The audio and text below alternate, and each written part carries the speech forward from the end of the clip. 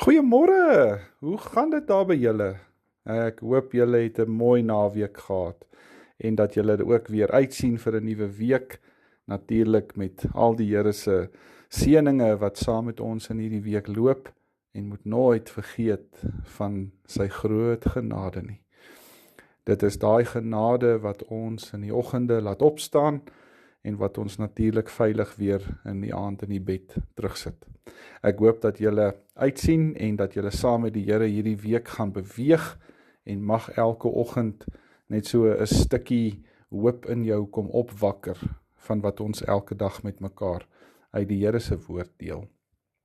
Ek wil graag hierdie week begin en ek lees vir julle vanoggend Matteus 18 vers 4.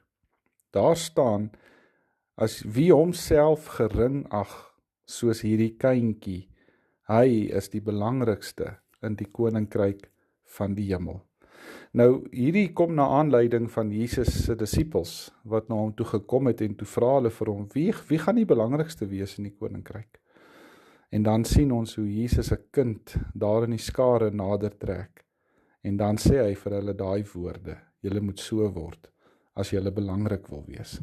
Nou weet julle, ek kry elke keer so lekker, as ek in die Bybel nog 'n verhaal lees van waar God gekies het om met die kleiner, die mindere, die eenkant mens te werk. Want keer op keer besef ek, God se genade is heeltemal anders as myne. Sy liefde is dieper as myne, hy kyk anders. En hy omarm eenvoudig net met 'n dieper deernis as ons. En weet julle, van die begin van die Bybel af, is dit net opvallend, dat God die hele tyd die onwaarskynlike mense nader, en hy gebruik hulle. Hulle wat nie iets kan doen nie, hulle wat nie voorbereid is nie, die mense wat onaanvaarbaar is, die mense wat nie hoë aansien het nie, mense wat nie opgelei is nie, mense wat kragteloos is. Ek meen, dink aan mense soos Sara en Abraham, Moses, Rachel, Rebekka, Dawid, Jeremia, Job, Jona, Maria, Petrus, almal van hulle met hulle eie swakheid. Maar tog neem God hulle waar hulle is, soos wat hulle is, en dan werk hy op ongelooflike maniere deur hulle.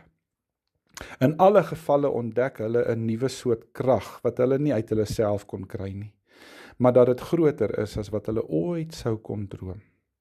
En wat gebeur dan?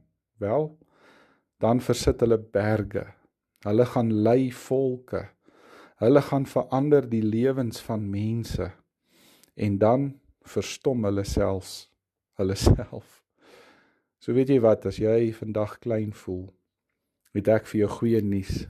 Dis fantasties, want dan is jy op 'n plek waar God jou hand kan vat, en dat hy vir jou kan wys hoe groot is sy liefde vir jou, en hoe groot wil hy jou maak om te wees. Rus in die Here. Hy weet wat hy met jou doen. Kom ons maak ons oë toe, dan bid ons saam. Here Jesus, vanmôre erken ek weer dat ek maar klein, broos en swak is. Maar dankie dat ek juis omdat ek so is, in U kan krag vind, en dat U in my en deur my meer kan bereik as wat ek ooit kan droom of hoop. Help my om dit te besef in Jesus se naam. Amen. Dankie julle. Julle moet 'n mooi en 'n geseënde dag verder hê. Ons praat weer môre. Totsiens.